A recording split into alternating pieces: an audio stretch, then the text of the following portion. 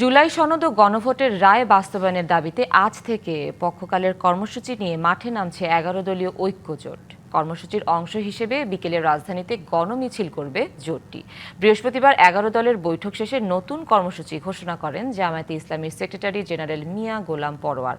এছাড়া ২৫শে এপ্রিল ঢাকা ছাড়া প্রতিটি বিভাগীয় শহরে এবং ২রা মে প্রতিটি জেলা শহরে ১১ দলীয় ঐক্যের গণমিছিল অনুষ্ঠিত হবে। তিনি বলেন, এ ধাপের কর্মসূচি শেষে পরবর্তী ধাপে দেশের প্রতিটি সিটি কর্পোরেশন ও বিভাগীয় শহরে ১১ দলের উদ্যোগে সমাবেশ হবে। সমাবেশ সহ কর্মসূচির দিনক্ষণ পরবর্তী সময়ে ১১ দলের লিয়াজো কমিটির বৈঠকে ঠিক হবে।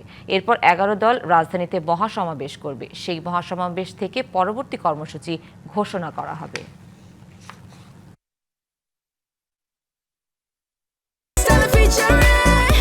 Next level, well done, side by side, free.